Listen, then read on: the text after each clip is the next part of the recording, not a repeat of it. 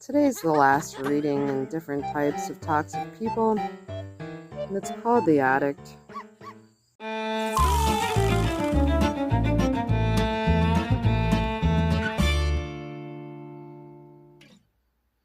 As I've said before, I'm a book addict. So if you don't want to visit the bookstore or have books around you, you don't want to be with me. I'm a toxic book addict. And please don't be offended if you're recovering, because we all know that this world really makes all kinds of substances ready for us to be addicted to. And that's the first step to recovery, is admitting you have a problem. So don't take this personally.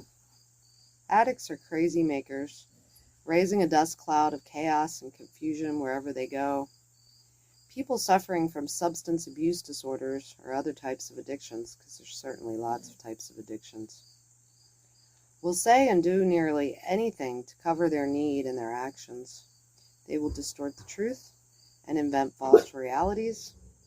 This often leaves others disoriented and unsure if maybe they themselves might be the ones with the problem. Addicts anxiously plot out the next encounter with their addiction, fearful and unsure of either the certainty of each occurrence or its ultimate effectiveness. They live lives of uncertainty, which becomes subtly and overtly communicated to others.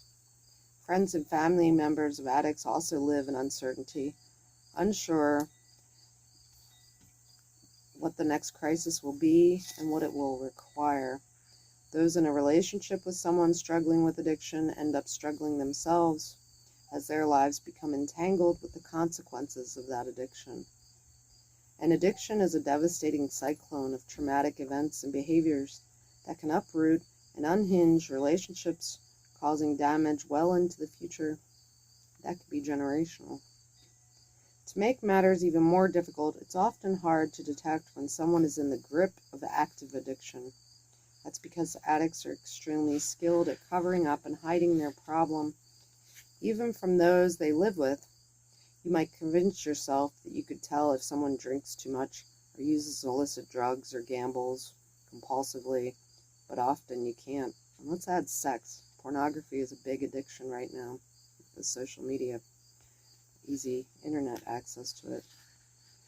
Sometimes what you notice are the consequences of addictive behavior, such as erratic decisions, unreliability, irritability, dramatic mood swings, and dishonesty. You know something is not right, in fact, very wrong, but you might not understand what is going on. Because addiction is such a complex issue, I recommend you read one of the resources on addiction listed at the back of this book. It says here, to end this off, these descriptions of toxic people show the range of problems they can cause you.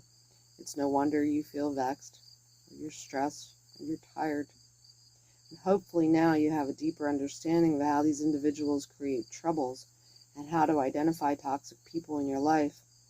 And in Chapter 2, we're going to learn why difficult people got to be so challenging. So we've gone through all the types. And certainly the mental health crisis here and around the globe, we're all going to run into these people. And as I've said before, we all can have toxic traits. Speaking of addicts, I'm a cigarette smoker. You know, we all have our issues that we're struggling with.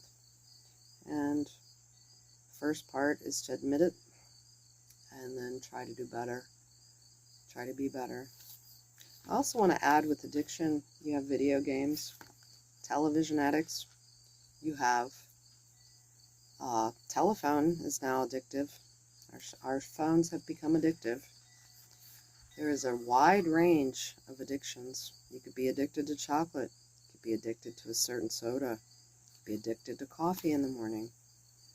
We all have addictions. And I'm just reading through this book.